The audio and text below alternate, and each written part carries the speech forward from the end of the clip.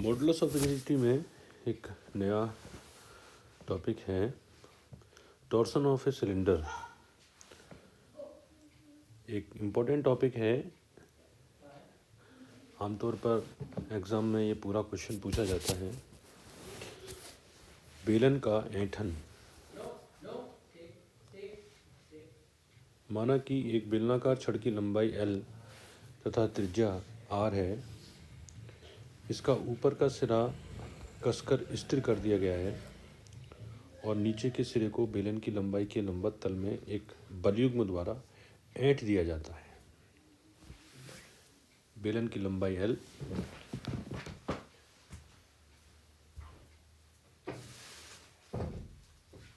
तथा त्रिज्या R। यहाँ चित्र में इसे प्रदर्शित किया गया है। ऐंठन के परिणाम स्वरूप छड़ का प्रत्येक अनुप्रस्थ परिच्छेद एक कोण से घूम जाता है। यह कोण ऐंठन कोण कहलाता है। इस अवस्था में पदार्थ के प्रत्यास्थ गुण के कारण बेलन में एक प्रत्यानयन बल युग्म कार्य करने लगता है, जो कि संतुलन की स्थिति में लगाए गए ऐंठन बल युग्म के बराबर एवं विपरीत दिशा में होता है। हमें इस बल युग्म का मान ज्ञात करना है। माना कि बेलन की पृष्ठ पर ए बी कोई रेखा है। इसी चित्र में प्रदर्शित किया गया है, जो कि ऐंठन से पूर्व अक्ष ओ ओ प्राइम के समांतर है। ऐंठन के पश्चात बी विस्थापित होकर बी प्राइम पर पहुंचता है तथा ए बी घूमकर ए बी प्राइम की स्थिति में आ जाती है। इस प्रकार angle B A B prime equals to phi, यह अपरूपण कोण है तथा angle B O prime B prime equals to theta, यह ऐंठन कोण कहलाता है। माना कि बेलन ओ से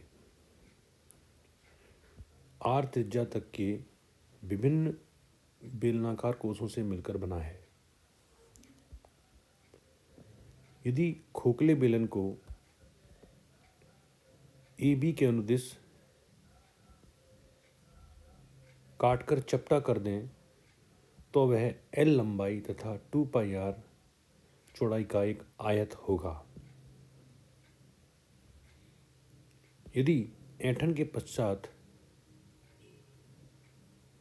काटा जाए तो वह एक समांतर चतुर्भुज के रूप में होगा। तब अपरूपण कोण बी ए बी प्राइम बराबर फाई होगा।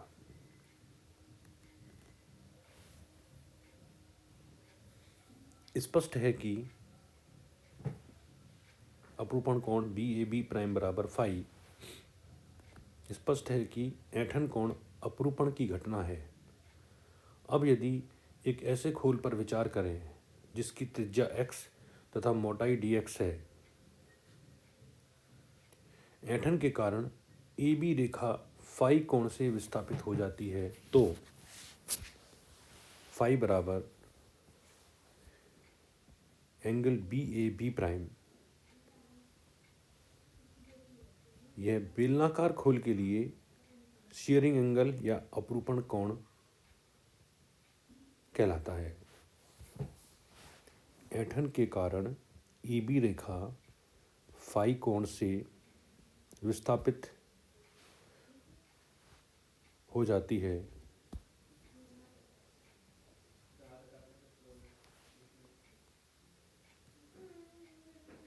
इस स्थिति में एंगल फाई या phi equals to angle B A B prime.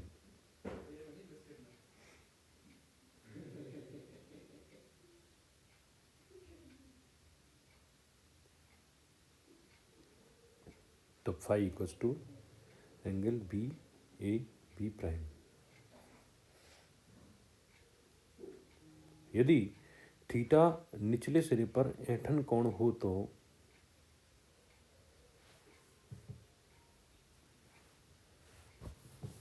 है बेलनाकार खोल के लिए अपरूपण कोण या एंगल ऑफ शियरिंग होगा यदि निचले सिरे पर ऐंठन कोण थीटा हो तो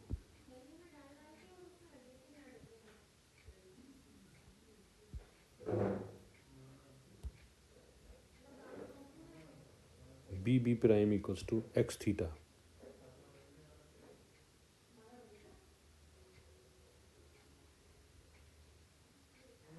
तथा B B prime equals to L phi.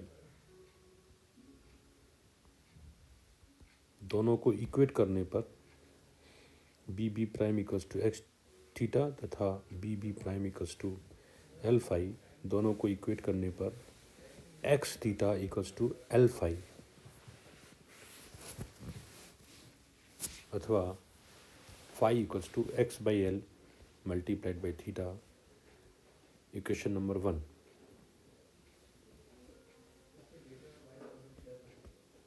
Equation number 1 से ये स्पष्ट है कि फाई और एक्स परस्पर समानुपाती हैं,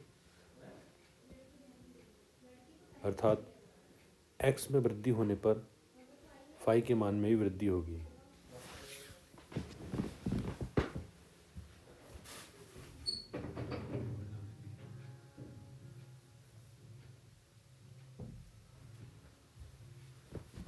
स्पष्ट है कि एक्स के मान में वृद्धि होने पर फाई के मान में भी वृद्धि होगी, अर्थात बेलन के बाह्यतम कोष के लिए विकृति अधिकतम तथा भीतरी कोष के लिए विकृति का मान न्यूनतम होता है।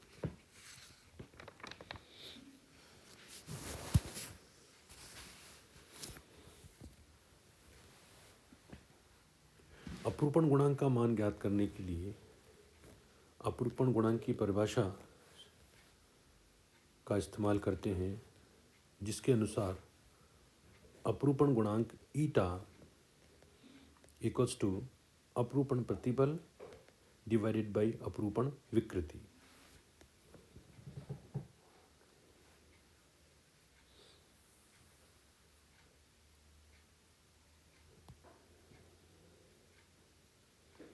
अपरूपण गुणांक इक्वल्स टू अपरूपण प्रतिबल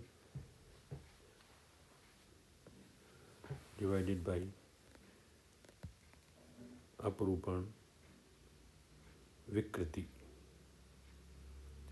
देयरफॉर अपरूपण प्रतिबल equals to eta multiplied by अपरूपण विकृति, और यहाँ अपरूपण विकृति जो है वो फाई के द्वारा प्रदर्शित की गई है।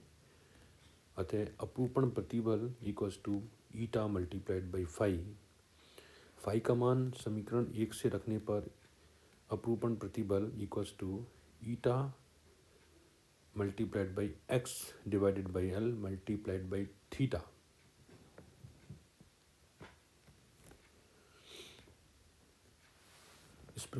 तथा खोखले बेलन के अनुप्रस्थ काट का क्षेत्रफल 2 पाई एक्स डी एक्स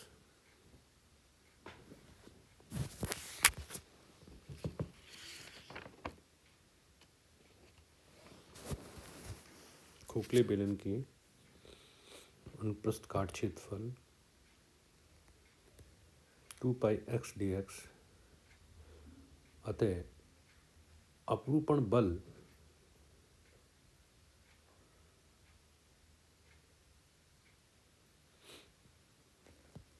जो कि अपरूपण प्रतिबल और क्षेत्रफल के गुणनफल के बराबर होता है, अतः अपरूपण बल बराबर अपरूपण प्रतिबल मल्टीप्लाइड बाई क्षेत्रफल। और अपरूपण प्रतिबल यहाँ हम ऊपर निकाल चुके हैं, जो कि ईटा x divided by L multiplied by theta, और खोखले बेलन के अनुप्रस्थ काट का क्षेत्रफल 2 पाई एक्स डी एक्स। इसे यहाँ पर सॉल्व करें तो हमें जो वैल्यू प्राप्त होगी वह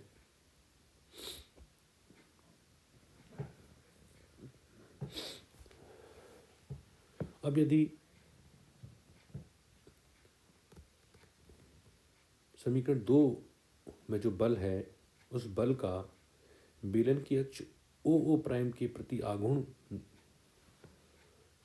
का परिकलन करें तो आघूर्ण बराबर बल गुणा विस्थापन। इस बल का बेलन की अक्ष जो कि ओ ओ प्राइम के द्वारा प्रदर्शित की गई है, इस बल का बेलन की अक्ष ओ ओ प्राइम के प्रति आघूर्ण इक्वल्स टू बल मल्टीप्लाइड बाई डिस्प्लेसमेंट और विस्थापन। बल का मान समीकरण नंबर 2 से रखें और विस्थापन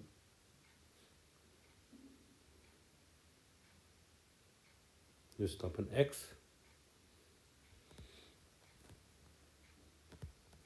ईटा x divided by L multiplied by theta multiplied by 2 pi x ds and multiplied by x. Therefore, आघूर्ण equals to 2 pi eta theta divided by L multiplied by x cube dx. समीकरण number 3। समीकरण number 3 बल युग्म के उस मान को प्रदर्शित करता है जो कि त्रिज्या x तथा मोटाई dx व लंबाई L के बेलनाकार कोस को थीटा कोण से ऐंठ देता है। अतः संपूर्ण ठोस बेलन पर कार्यरत प्रत्यानयन बल युग्म समीकरण 3 तो थीटा एंगल से ऐंठ रहा है। अतः संपूर्ण ठोस बेलन पर कार्यरत प्रत्यानयन बल समीकरण नंबर 3 को अगर हम इंटीग्रेट कर दें between the limit 0 to r कि r बेलन की त्रिज्या है, अतः प्रत्यानयन बल युग्म equals to integration between the limit 0 to r 2 pi eta theta divided by L multiplied by x q d x. इंटीग्रेशन को सॉल्व करें तो जो गणितीय मान हमें प्राप्त होता है वह इस प्रकार है।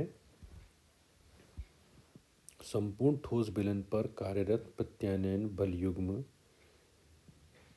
Equals to 2 pi eta theta divided by L multiplied by x raised to 4 divided by 4 within the limit 0 to r। Limit की वैल्यू यहाँ सब्सटीट्यूट करने पर 2 pi eta r4 theta divided by 4 multiplied by L। इस प्रकार प्रत्यानयन बल युग्म बराबर पाई ईटा r4 बल युग्म equals to pi eta r raise to 4 theta divided by 2L। अब यदि ऐंठन कोण का मान यूनिट हो अर्थात थीटा बराबर 1 हो, उस स्थिति में बल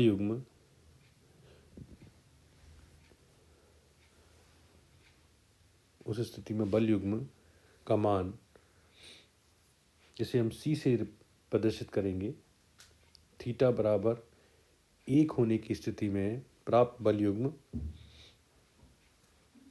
C equals to pi eta r raise to 4 divided by 2L।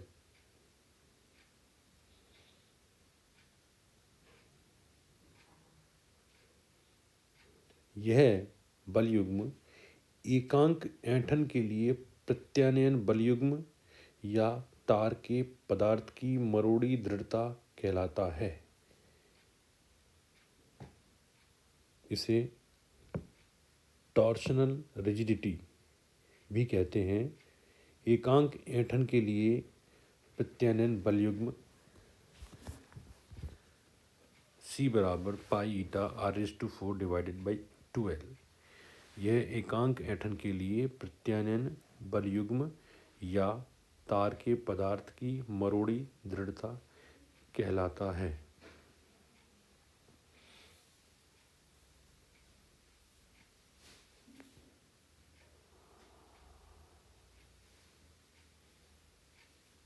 इसके बाद अगला टॉपिक हमारा रहेगा, नेक्स्ट क्लास में देखेंगे, खोखले एवं ठोस बेलन की मरोड़ी दृढ़ता।